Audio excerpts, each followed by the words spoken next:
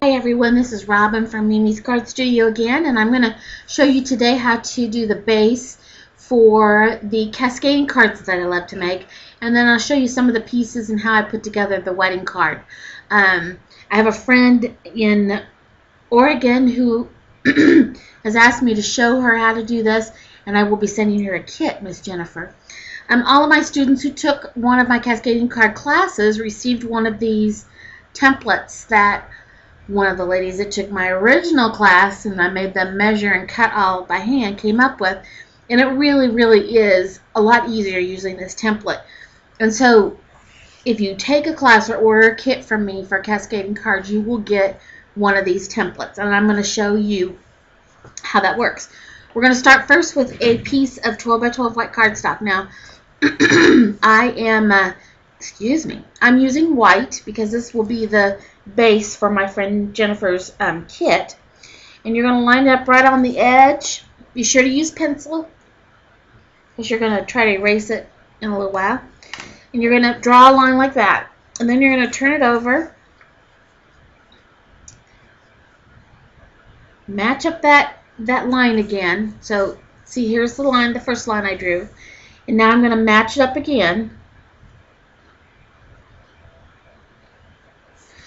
Excuse me. And draw a line straight across. So your paper will look like this. I don't know how the best way to show this. It's kind of big. But your paper is going to look like this. It's going to have two triangle pieces. One down here at the bottom. Let me flip it over maybe. Here we go. It's going to have two triangle pieces. One here at the bottom. And then one right above it here. And then this piece up here is extra. So if you needed it for to make, like we're making wedding dresses, so I would use the extra for that. Okay, then you should end up, once you cut on those lines, then you should end up with two pieces that look like this.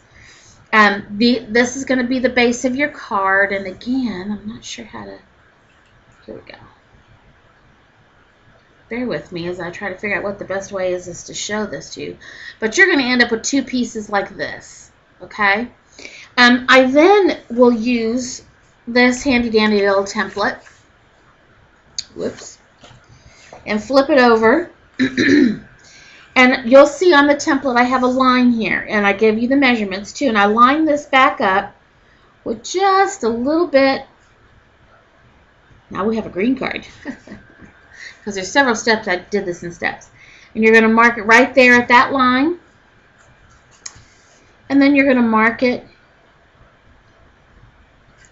at this line, and that's 2 3/4. That's 2 3/4, and this is 1 1/4.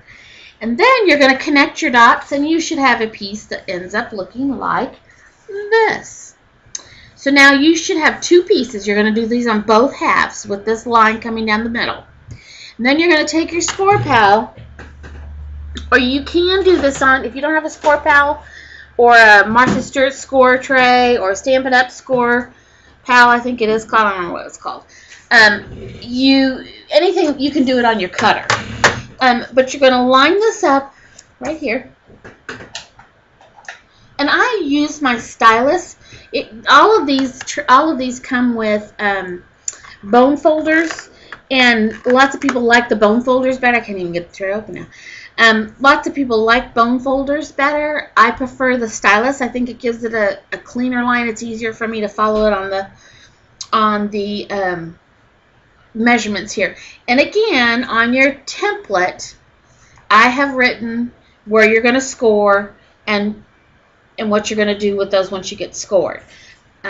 So you'll get those instructions too. But you scored it 2, 4, 6, 8, and 10.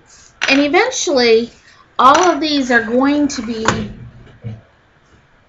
folded except for your 6-inch line. So I don't press as hard on my 6-inch line, depending upon the paper I'm using to see where it cuts best.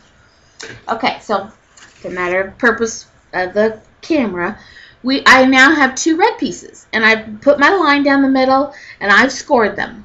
I'm going to take my pieces then, and on one piece, I'm going to cut.